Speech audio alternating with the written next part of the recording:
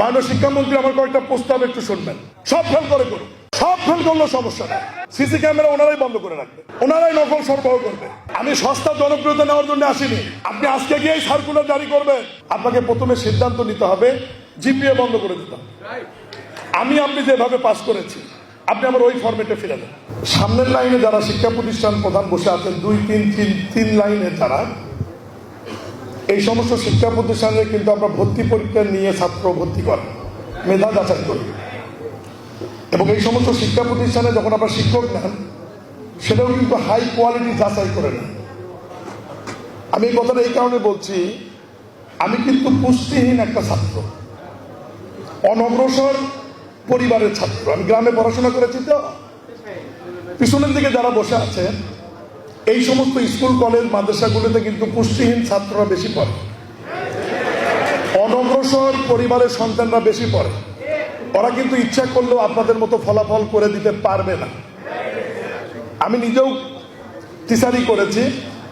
আমি আপনাদেরকে চ্যালেঞ্জ দিয়ে বলতে পারবো, ওই স্কুলে ওই পরিমাণ ছাত্রকে আপনাদের এই সেট আপ টিচার যদি আমি পাঠিয়ে দেই, আপনারা যে ফলাফল করাবেন ওখানে ওই ফলাফল করাতে পারবেন না। বিকজ আপনার স্টুডেন্ট নেওয়ার সময় যাচাই করে নেন, আর তাদের যাচাই করার সুযোগ থাকে না। মাননীয় শিক্ষামন্ত্রী আমার কয়েকটা প্রস্তাব একটু শুনবেন। আমি ক্যান্টনমেন্ট স্কুল অ্যান্ড কলেজের প্রিন্সিপালের সাথে একমত। আপনাকে প্রথমে সিদ্ধান্ত নিতে হবে জিপিএ বন্ধ করে দিতে হবে। আপনি যেভাবে পাস করেছি আপনি আমার ওই ফরম্যাটে ফিরে দেন। শেষ করি, আমি সস্তা জনপ্রিয়তা নেওয়ার জন্য আসিনি, আমি কিছু বাস্তব কথা বলি। দ্বিতীয় হচ্ছে, আপনাকে ভর্তির টার্গেট দিতে হবে, পাশের টার্গেট নয়। আপনি যদি গ্রামীণ স্কুল কলেজগুলোতে পাশের টার্গেট দিয়ে থাকেন যে এত পার্সেন্ট পাসটা করলে বেতন বন্ধ, ওই স্যারেরাই খাতায় লিখে দেয়। আপনি আজকে গিয়ে সার্কুলার জারি করবেন, ভর্তির টার্গেট দিয়ে দেন যে আপনার স্কুলে 6, 7, 8, 9, 10-এ এত পরিমাণ ছাত্রছাত্রী ভর্তি করতে হবে, তারা যাতে ক্লাসে আসে এটা নিশ্চিত করতে হবে। পাশের টার্গেট দেওয়া যাবে, সব ফেল করে করুন, সব ফেল করলেও সমস্যা নেই। কিন্তু আপনি যখন পাশের টার্গেট দিয়ে দিচ্ছেন, সিসি ক্যামেরা ওনারাই বন্ধ করে রাখবে, ওনারাই নকল সরবরাহ করবে, এবং ওনারাই পারলে খাতায় লিখে দেবে।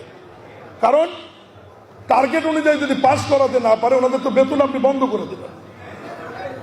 এখন যে প্রস্তাব দেবো আপনারা খুব একটা খুশি হবেন না। রাজনীতিবিদদের যদি 3 বছর 5 বছর পর পর পরীক্ষা দিতে হয়, ভোটের পরীক্ষা, ভিসি নওগাঁ যেটা বলেছে যে বিগত 20 বছরে যদি শিক্ষক নিয়ে গিয়ে ডিজাস্টারই হয়ে যায়, শিক্ষামন্ত্রীর কাছে আমার প্রস্তাবনা থাকবে, এই 20 বছরে যে সমস্ত শিক্ষক নিয়োগ হয়েছে, যে পদ্ধতিতে হোক, প্রত্যেক বছর এই শিক্ষকদের আবার পরীক্ষা নেওয়া হোক। এই পরীক্ষায় যারা পাস করবে তাদের টিচার হিসেবে রাখেন, ফেল করলে বিদায় করে দেন। নোট করে এই সিস্টেমে আসে, দেখবেন যে এমনি সব ঠিক হয়ে যাবে।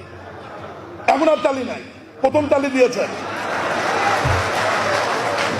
শিক্ষকদের মেধা যাচাই করতে হবে, ভর্তির টার্গেট দিতে হবে, জিপিএ 5 উঠিয়ে দিতে হবে, এবং এই ধরনের মেধাবী টিচার যারা রয়েছে বগুড়া জেলার বা প্রিন্সিপাল রয়েছে, তাদেরকে সমন্বয়ে একটি কমিটি গঠন করে শিক্ষা ব্যবস্থাকে কিভাবে পরিবর্তন আনা যায়, ক্লাসরুমে স্টুডেন্টদেরকে কিভাবে আনা যায়, এবং তাদেরকে আকৃষ্ট কিভাবে করা যায়, আনন্দময় শিক্ষাটি কিভাবে করা যায়, এই বিষয় নিয়ে আমাদেরকে কাজ করতে হবে।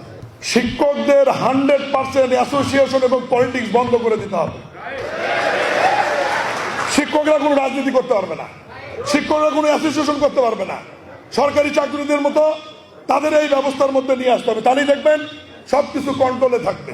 আমি যে প্রস্তাবগুলো দিলাম বিনয়ের সাথে বিবেচনা অনুরোধ রেখে, আর আপনি যে প্রস্তাবটা দিয়েছেন, আমি মাননীয় সংসদ সদস্য রেজাউল করিম বাদশা, মাননীয় সদস্য আমাদের মোর্শেদ মিল্টন সহ, আমরা বিএম এর প্রিন্সিপাল, ক্যান্টনমেন্ট বোর্ডের প্রিন্সিপাল, শাহিন স্কুলের প্রিন্সিপাল সহ আরও যারা মোটামুটি আছে, আমরা 15-20 জন মিলে মাঝে মাঝে বগুড়ায় বসে বগুড়াকে একটা মডেল শিক্ষা ব্যবস্থার জন্য কি করা যায়, ডিসি মহোদয়ের, জেলা শিক্ষা অফিসারের সহযোগিতা নিয়ে আমরা একটা ফর্মুলা, আরও কিছু রিসার্চ করে করে ওনাদের পরামর্শ নিয়ে আমরা আপনার কাছে উপস্থাপন করব।